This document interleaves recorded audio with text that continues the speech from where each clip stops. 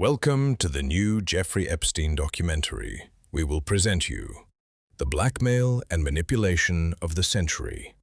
Please do not forget to subscribe our channel. Real power doesn't always show up as muscle. Sometimes it shows up as leverage, quiet, invisible leverage. Because once someone holds the right information about you, you start moving the way they want without them ever raising their voice. That's the kind of power we're talking about here. On a tiny dot of Caribbean land, an infamous former math teacher built a pleasure estate, and then, piece by piece, turned it into something that looks a lot less like a party house and a lot more like a tightly controlled intelligence setup. Not just private rooms, not just staff, not just security. The details people describe are the details you'd expect from surveillance. The sense that every hallway was designed for watching, every gathering designed for collecting, every guest designed to become a file. Even the decor gets described like camouflage, like a luxury set dressing that conveniently hides what's really happening. The island wasn't just somewhere people went, it was somewhere people were documented. After his arrest, the FBI forced open Epstein's safe and recovered anywhere from hundreds to thousands of DVDs. That matters because those discs represent something more specific than rumors. They represent recordings, evidence that the operation wasn't only about what happened in the moment, but about what could be used later. Those tapes existed. That library existed. And when you think about what that implies, who gets recorded, who gets archived, who gets labeled, it stops being only a scandal and starts looking like a system. A system that runs on fear, shame, and control.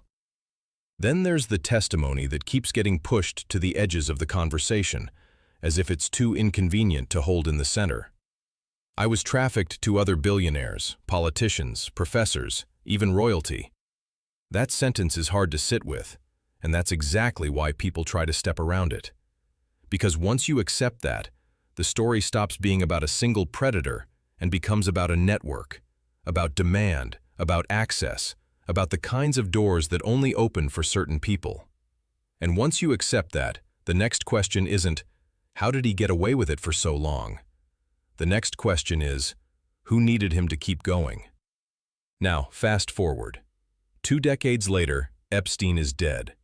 The tapes are gone, and the internet, loud, passionate, endless, keeps circling the same argument like it's the whole mystery. Did he kill himself, or was he killed? People treat it like a final boss fight, like if they win that debate, the story resolves. But I've tried not to fixate on whether Epstein took his own life. I think that's basically a red herring. Not because the question is meaningless, but because the obsession becomes a distraction. A way to burn all our attention on the last scene while ignoring the plot that built the whole series. So today, we ask a different question, a more uncomfortable question, a question that doesn't end neatly and that doesn't let powerful people fade into the background. Who built Jeffrey Epstein? Who helped him become untouchable? Who benefited from what he collected, what he recorded, and what he could threaten to reveal? And if he was worth protecting at all costs, if the system bent in ways it shouldn't bend, then we have to ask the final part too. Why was he worth protecting at all? He end up catapulted into the inner circles of billionaires, spies, and, eventually, blackmail. When the dots stop lining up, we have to ask who's really connecting them. And after months of digging, talking to people, meeting the pharmacists, chasing leads, there was still that same giant question mark. Who is this guy? Who's this mysterious finance operator running some currency trading thing with bizarre rules that seem designed so nobody can ever truly invest with him? Here's a man showing up, getting close to people, and then compromising them, blackmailing everyone. Epstein arrives at Dalton in '74 with no degree and a talent for charm. That's basically what he had. Fast forward 2 years, and that same guy is suddenly a partner at Bear Stearns. He never even passed a basic stockbroker test, and now he's trusted with million-dollar portfolios. How do you explain that? It's like Uber hiring a guy who never passed a driving test and then handing him the entire fleet. It's insane. You have no experience, and you're teaching at Dalton. He was able, because of his intelligence, to get work at the Dalton School on the Upper East Side in Manhattan, which is this incredibly elite New York City private school. And then, all of a sudden, you're at Bear Stearns, and within like 2 years you've made partner, and you're worth hundreds of millions of dollars, and nobody can explain where the money came from. Absolutely, this doesn't happen. Where did the money come from? You know, there's always this question, where did Epstein make all his money? Nobody really knows. When all these relationships he has, I was asking him about how he made his money, because I knew he'd been a teacher at the Dalton School. And when somebody's talking to you, you've got that internal meter that's just screaming, this doesn't make any sense. Jeffrey Epstein was a college dropout from Coney Island, from a working-class family in Coney Island. This is what I see in Epstein, for what it's worth. You've got basically a smart kid, doesn't come from any particular background, but what he's good at is numbers, and he makes friends with important people. And his career really seems to take off when he figures out new ways to dodge taxes. That's how he meets rich people, because he can come up with different strategies to shrink a tax burden. Economist Eric Weinstein walks out of one meeting convinced Epstein was a construct, not a genius. My immediate take was, this is not an actual human. Someone has assembled a fake human being called Jeffrey Epstein, which leads to the real question, who supplied the parts? Hold that thought for a moment. We'll come back to it once we've seen the wider frame, because there is a wider frame. He marketed strategies or systems.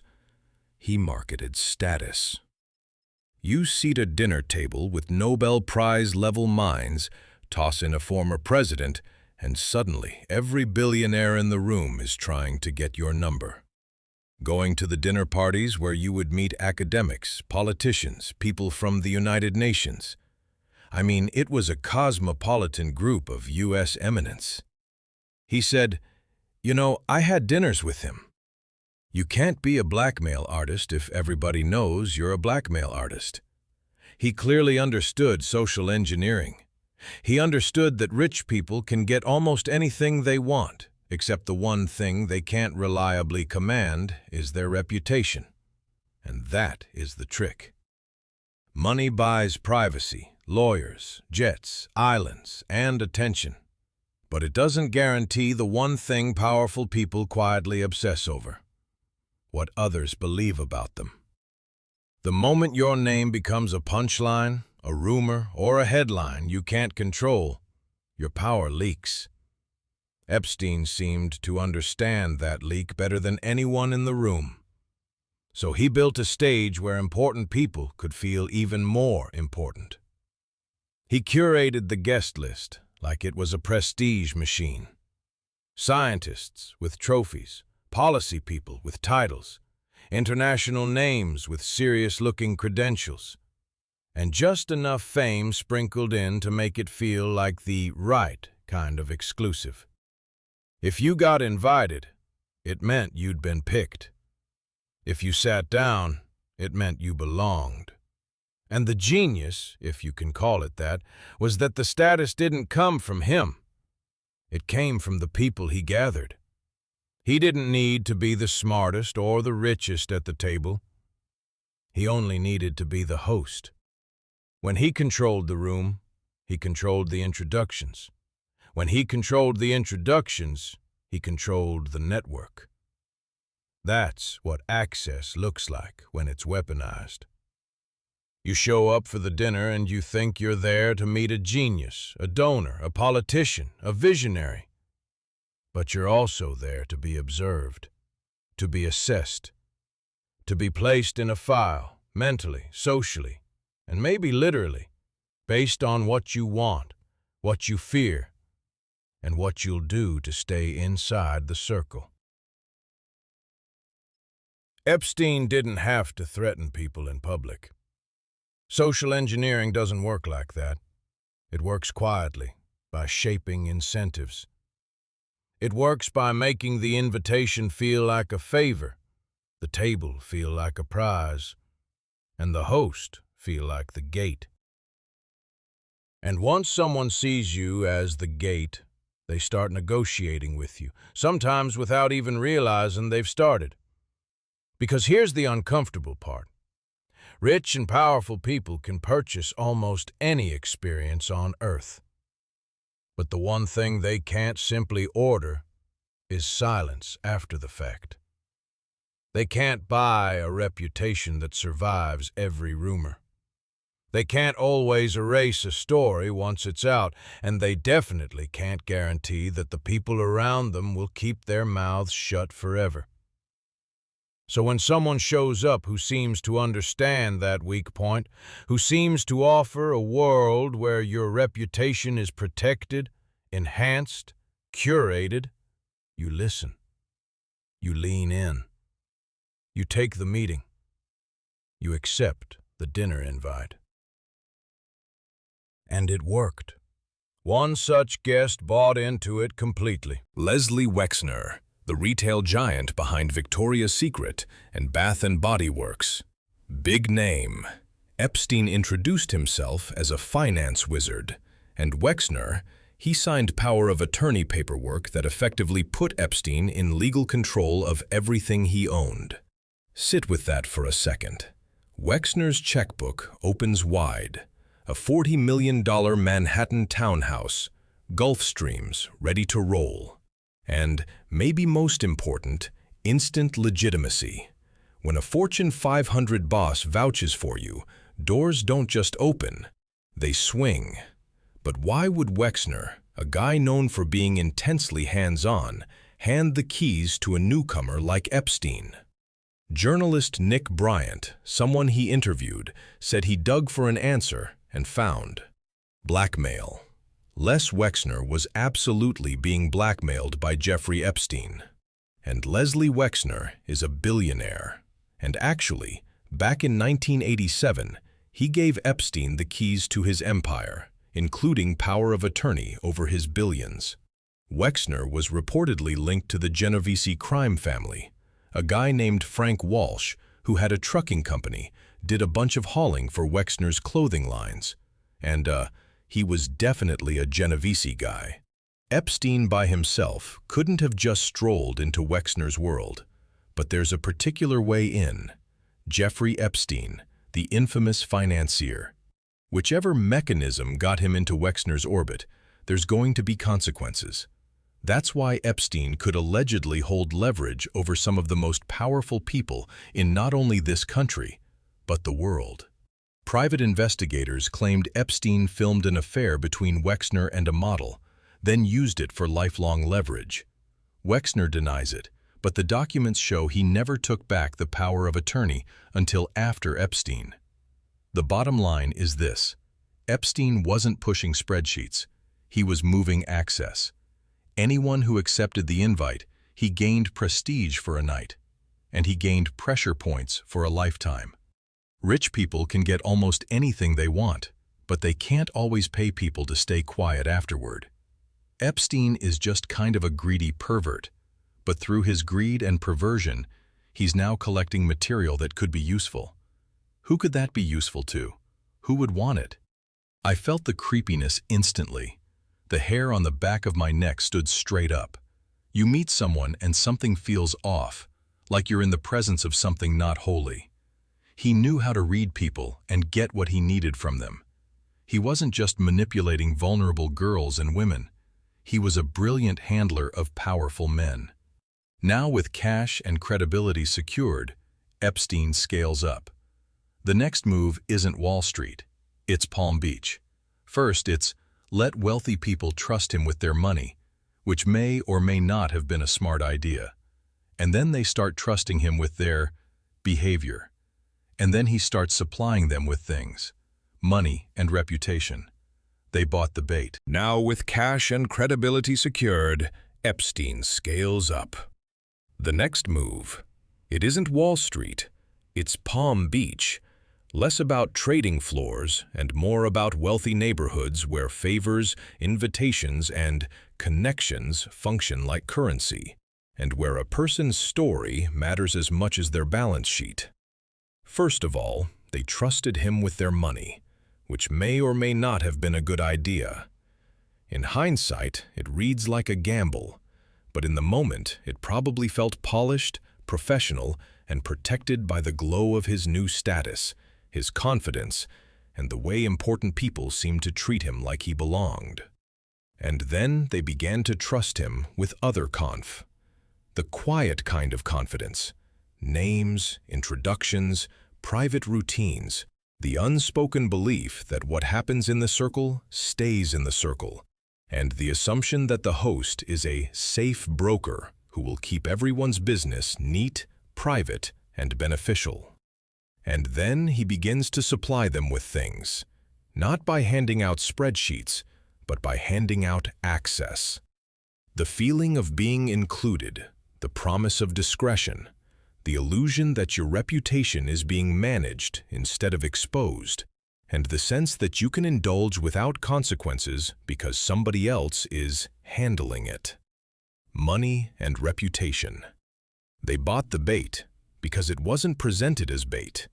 It was presented as a perk, a privilege, a door opening that made them feel chosen and untouchable, like the rules were softer for them than for everyone else.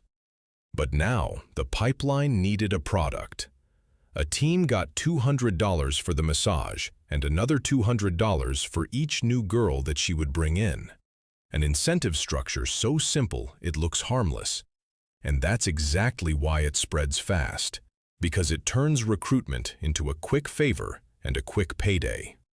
I knew that I was coming here to give a guy a massage and to make $200. That was the pitch. That was the agreement in my head. That was the reason I showed up. And it was framed like a straightforward, no-drama job. It was never explained that anything unsafe could happen at all. Never disclosed. Never even hinted at.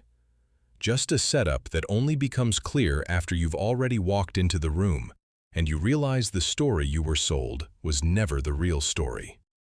By the end, dozens of kids were recruiting each other, because when you pay someone to bring one more, the network multiplies without the predator doing any outreach, and the harm starts traveling along friendships and familiar faces, wrapped in the language of, "It's easy," and "It's quick." Epstein never had to leave the house. Disgusting. Definitely targeted, children like myself that were vulnerable to him and his money. Kids who needed cash. Kids who were easy to flatter. Kids who were easy to pressure. Kids who could be convinced that this was help, or at least the closest thing to help they were going to get, until the confusion and fear set in. We felt like we were being helped and saved by him, when ultimately he was just preying on us, buying time and silence, using money like a lure, and treating our need as something to exploit instead of something to protect. Little St. James, it didn't look like a crime scene. It looked like something out of a resort ad. Bright turquoise water, that blue-striped temple, staff in neat polos, the whole postcard vibe. But then, once you get past the brochure version, construction and renovation crews describe something else entirely. Utility rooms with electronic locks and hidden cameras pointed at practically every bed. Because he had a camera tucked away in the room, and he supposedly had all kinds of footage from those situations. Why do you think so many intelligent, powerful people let him get that close? He was a smooth closer. He had flashy assets he could wave around, like islands. Most rich people still don't own a private island. Islands are a nightmare to keep up. So every wealthy person starts doing the math. Could I pull it off? Can I afford an island? Or how many jets would that take? And when you look at Jeffrey Epstein's wealth, it felt like gold hammered into thin foil, spread wide enough to look solid even if it wasn't. I never went to his island, thankfully, but plenty of people did. Pilots talked about teenage passengers with no parents, no bags, just fear sitting in their faces. He owns a private island more than a mile off St. Thomas, the main island, and it's cut off. He buys that. He owns the jet that lands at the airport. And he owns the helicopter and the boats that moved him and the women and children over to the island. U.S. Virgin Islands Attorney General Denise George, she said it plainly. Epstein controlled the entire supply chain, jet, helicopter, launch boat. Once you're on that island, there's no cab to flag down. Multiple survivors, like Virginia Jaffrey and Sarah Ransom, they testified about what they experienced. I was abused by people that I can't even name here. There's a lot of damage hidden behind those walls. It's no secret that so much of it was recorded. I've also seen recordings in his office. There are videos that exist. The people who know they exist, I'm sure, are terrified of them ever getting out. And remember Ghislaine Maxwell? How could we forget? She was the socialite who turned into the enforcer. Court testimony shows that she handled all the logistics, recruitment, room assignments, school uniform costumes, passport confiscations. And in 2022, she gets 20 years for trafficking. But remember, not one client, not one, ends up at the defendant's table. Why has Maxwell been charged on conspiracy and no one else has been charged? And Maxwell helped Epstein traffic scores of underage girls for 25 years. And she was only charged on one count of child trafficking. Little St. James, it wasn't a getaway. It was a factory. The product was leverage. Hours of video, enough to bend a prince, a physicist, or a Fortune 100 CEO toward whoever held the hard drives. You were stepping into a secret club. You got to be made. You're a made man in the mafia. And you get to do crazy things. No. It only works if we have compromise. You see it in gangs where you have to prove your loyalty, and you have to do something, so now they have that control. It's so that when they move you up the ranks, they've got that blackmail on you, and that's what this whole story has been about from the beginning. Now we get to time. In 2006, Palm Beach police start building a case. Multiple minors give statements. The evidence piles up. But with Epstein, the story bends. It doesn't snap. Someone reaches in and reroutes it. Instead of a normal prosecution, Epstein gets a deal so unusual it still reads like a magic trick. A federal non-prosecution agreement. A sentence that feels like a vacation compared to the allegations. Work release, private arrangements, and language that doesn't just protect him, it stretches outward to shield other people too. That's not a mistake. That's infrastructure. People involved later describe intimidation, pressure, and the sense that certain doors were locked no matter how hard you pushed them. You're watching a case with gravity, and then suddenly the floor disappears.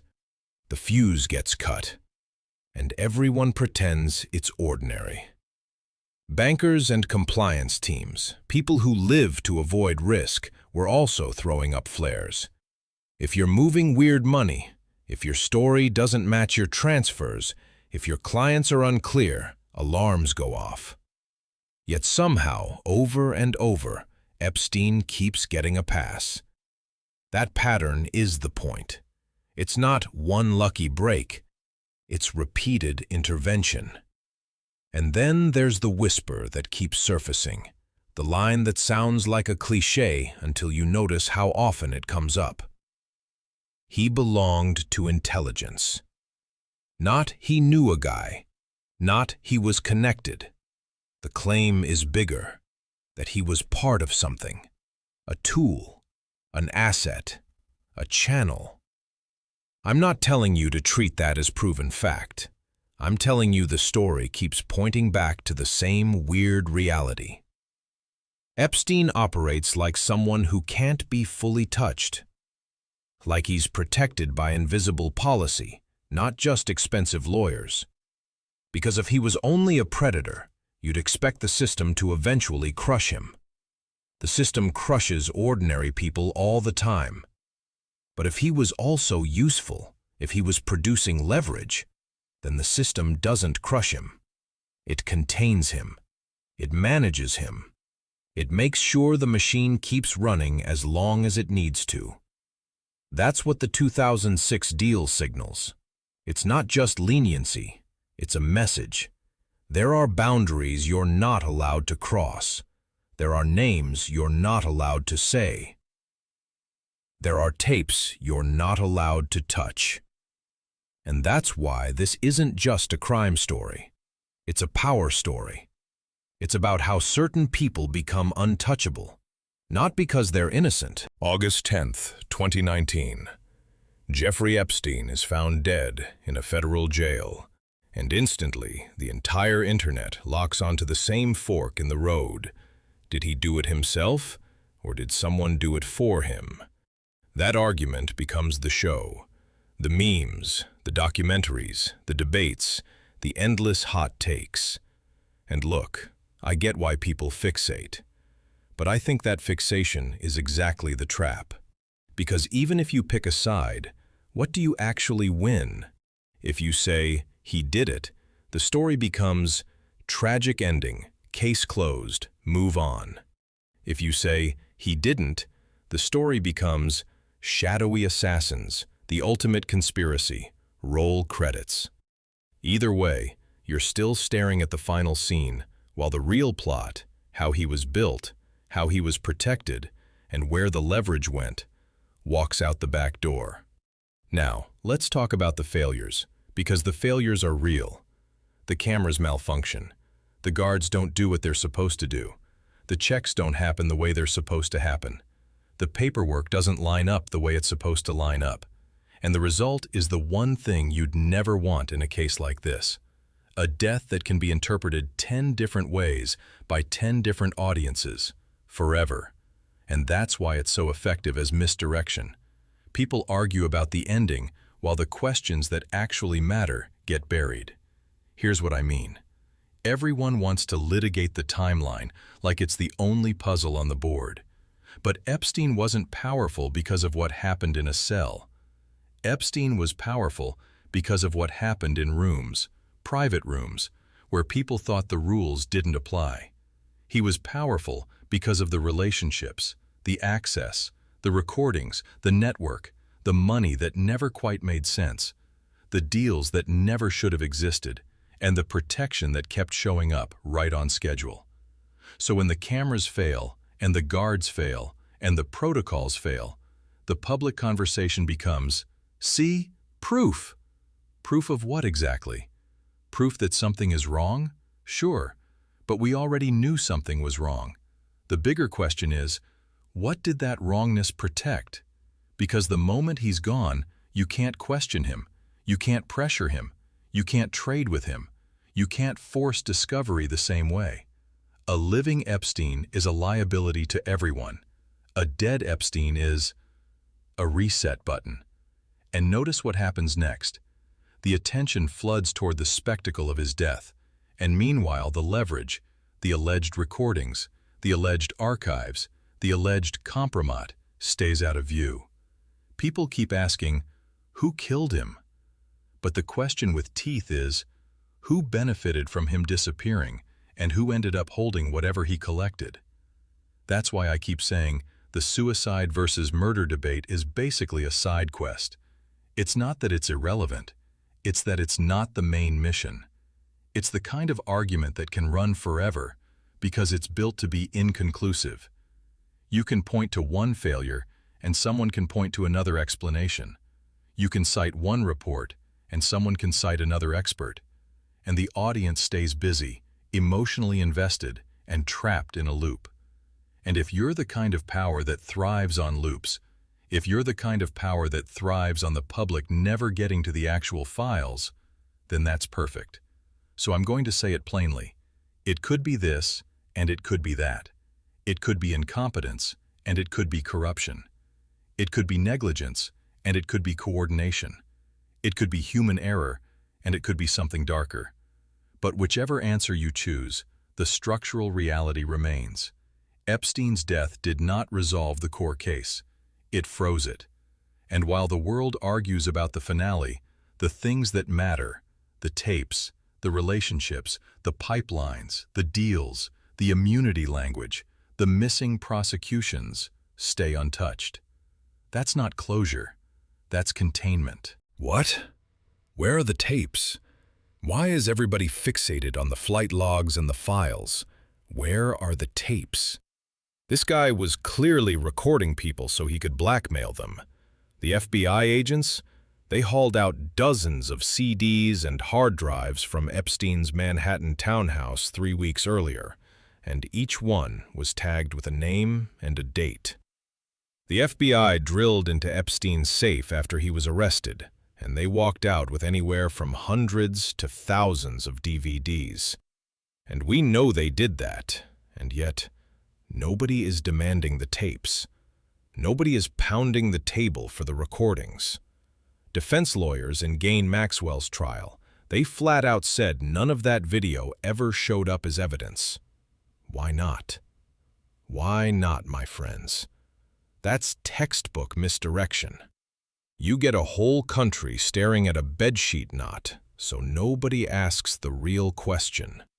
Who controls the compromise? Who's holding the leverage? Because until the perpetrators on those drives are actually brought to justice, the suicide versus murder debate is a side quest. The main plot is who just lost and who just gained control of a lifetime of pressure points. So we circle back to Eric Weinstein's gut reaction that Epstein didn't register like a person.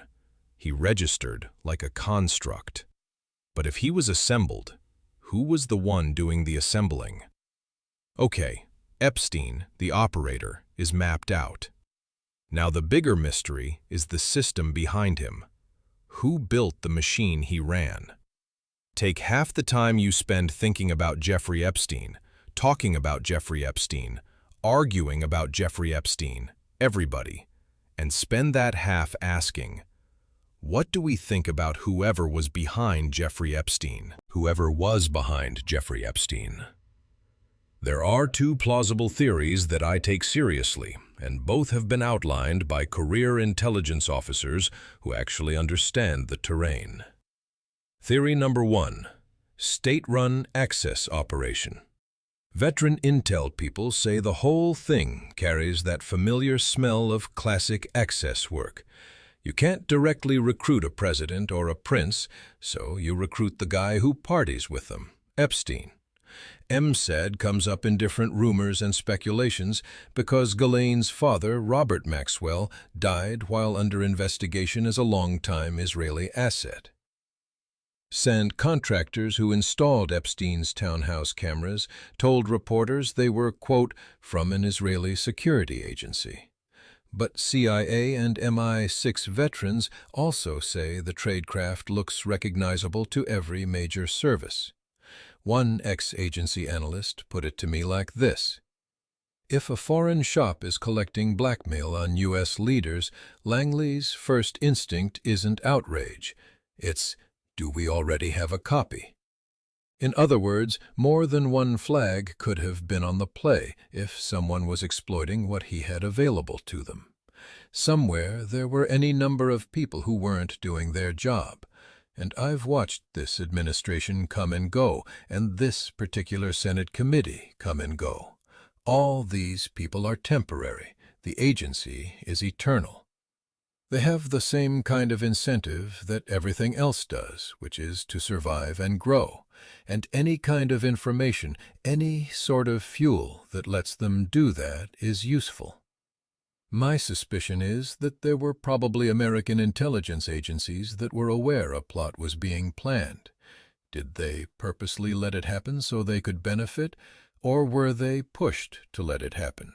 Or did they just not take it seriously? It happened anyway, and then everyone at that agency in a position of power goes, oh, this is on me. I let this happen. And then you have a cover-up of incompetence that starts looking like some insane conspiracy because somebody's trying to protect a lie. Theory number 2. Free agent blackmail merchant. Picture Epstein as a data broker in human vice. Royal video goes to one buyer. Silicon Valley footage goes to another. Political leverage sold by the terabyte. One former NSA agent told Vanity Fair Epstein didn't care who the customer was as long as they wrote the check. Governments, hedge funds, opposition researchers, you name it.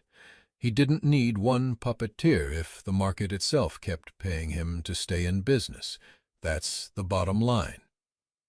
And here's what we can actually see in the paper trail. No theories, just receipts.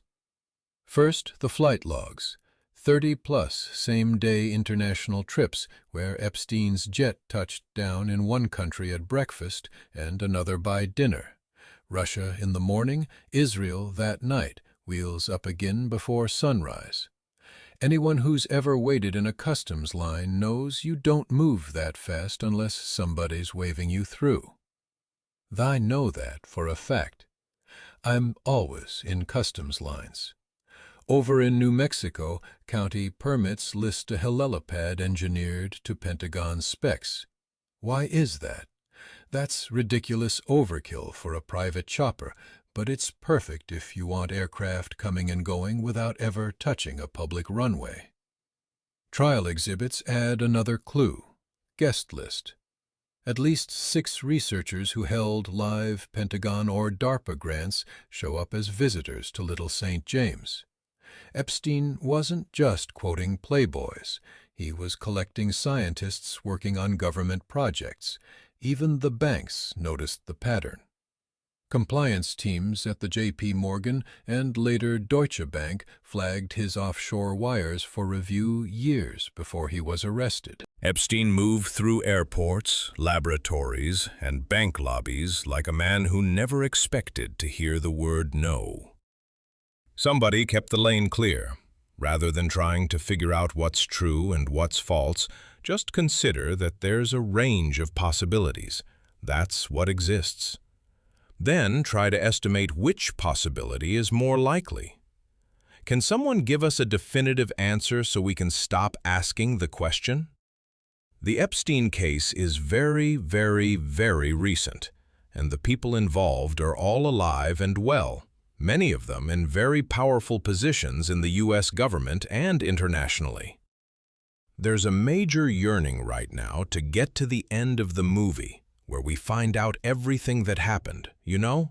And I think it's great that people want that, and I hope more and more does come out. I think the truth is that with any intelligence operations, we're probably never going to know every detail of exactly what happened. Look, Epstein's gone, but the hard drives the feds pulled from the townhouse, they're not gone. Whoever sits on that archive can still tug a senator's vote. It could nudge a tech billionaire's behavior. It could keep a foreign prince quiet for another year. Who knows? Until those tapes surface, every powerful name on the Epstein list, and there is a list, is just one phone call away from cooperating. So, no, we don't finish with a tidy answer. We finish with a to-do list. Follow the post-mortem money, his estate, the trust, the odd wire transfers that kept surfacing. Each one is a breadcrumb. Unseal the drives. Congress actually has the power to demand them. Why are they not demanding them? Public pressure. That's the fuel to make them try. We got to keep the pressure on and watch the pattern. When you spot another overnight success, mysterious wealth, instant VIP access, legal problems that just melt away. Ring the alarm, my friends, before they start wiring chandeliers with cameras. Because the next Epstein, he's already auditioning, unless we find out who held the door open the first time. That's the end of this story. It's not the end of Epstein's story. Trust me on that. We have so many unanswered questions. There is a client list. There is a flight log. No doubt about it. There's so many unanswered questions here. And why do we need these questions answered? Because nobody, I don't care how much money you have, I don't care how much power you have, I don't care what elite group you belong to, nobody has the right to abuse young women, young girls. Nobody. And that's what we need to find out. These people need to be held accountable. It has to stop, because if we don't put a stop to it, it's going to continue to go on. Young girls being trafficked and abused. And these men, women, whoever they might be, need to be held accountable. That's why the Epstein story should not die. We deserve full disclosure on this. And I really hope this administration, they need to come to their senses and give it to us. It's important. We cannot let this go away, my friends. That's my ending to my story with it.